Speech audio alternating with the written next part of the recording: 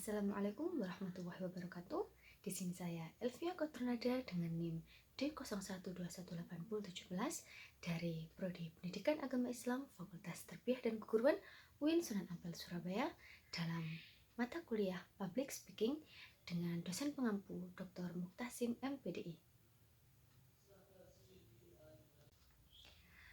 Assalamualaikum warahmatullahi wabarakatuh. Bismillahirrahmanirrahim. Alhamdulillahirabbil alamin. Wassalatu wassalamu ala asrofil anbiya'i wal mursalin wa ala alihi wa sahbihi ajma'in. Amma ba'd. Marilah kita senantiasa meningkatkan ketakwaan kita kepada Allah Subhanahu wa taala dengan berupaya sekuat tenaga, sekuat jiwa dan segenap jiwa dan raga melaksanakan perintahnya dan menjauhi segenap larangannya. Di bulan Rabiul Awal, bulan dilahirkannya junjungan kita, Nabi Muhammad SAW. Walaupun perayaan Maulid Rasul baru menjadi tradisi di kalangan kaum muslimin setelah abad ketiga Hijriah. Namun, generasi awal dari umat ini tidak pernah lupa mengajarkan kepada anak-anak mereka bagaimana kehidupan Rasulullah SAW.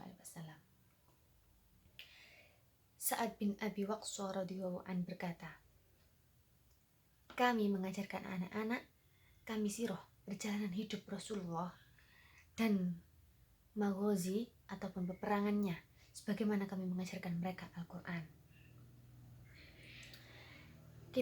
Kita sudah sering mendengar anjuran meneladani sifat mulia Rasulullah SAW. Sifat kelembutannya, pemaafnya, penyayang, dan sifat bijaksana lainnya.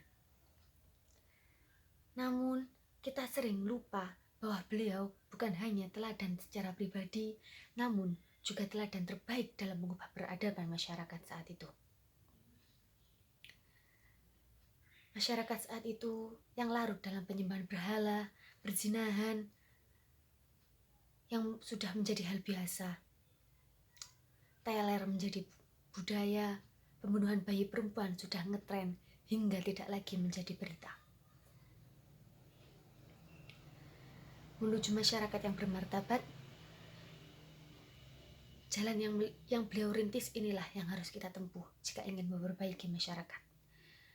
Mengganti peradaban jahiliyah modern, kapitalis saat ini, Allah Subhanahu wa taala berfirman dalam surat Yusuf ayat 108 yang berbunyi, inilah jalan agamaku, aku dan orang-orang yang mengikutiku, mengajak kamu kepada Allah dengan hujah yang nyata.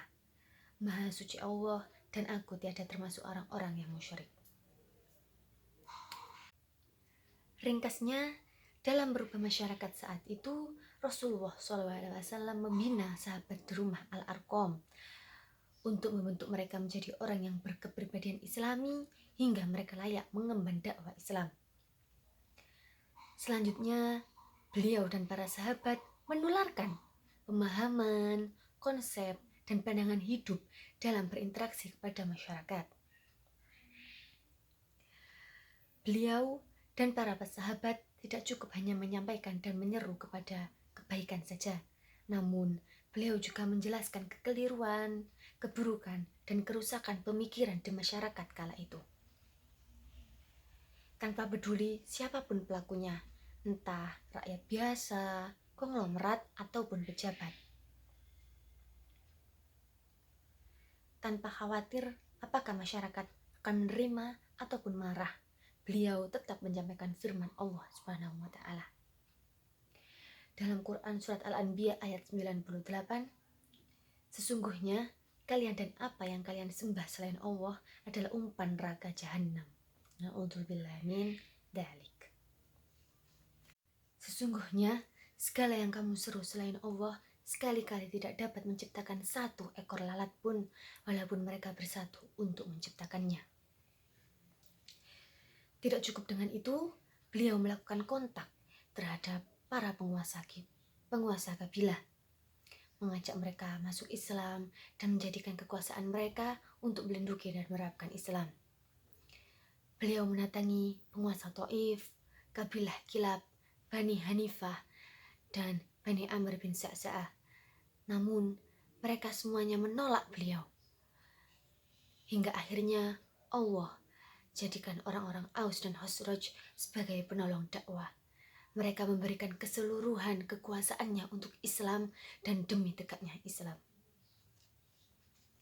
Hal penting yang seharusnya kita teladani dari sifat Rasulullah SAW adalah tidak hanya dalam hal-hal yang terlihat enak saja, namun juga meladani langkah-langkah beliau yang beresiko, seperti ditolak, bahkan dimusuhi masyarakat.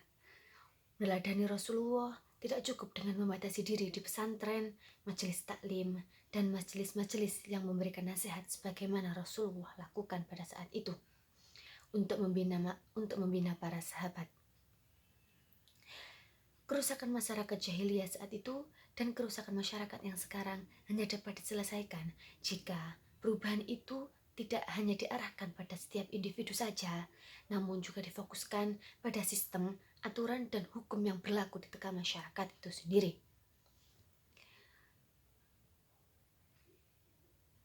Semoga kita dan zuriat kita diberikan kemampuan untuk mencintai Rasulullah SAW, meneladaninya, dan menjadikannya patokan dalam setiap langkah hidup yang kita ambil untuk kedepannya. Akhir kata, mohon maaf atas semua khilaf dan mungkin kata-kata yang kurang berkenan. Akhiron, wassalamualaikum warahmatullahi wabarakatuh.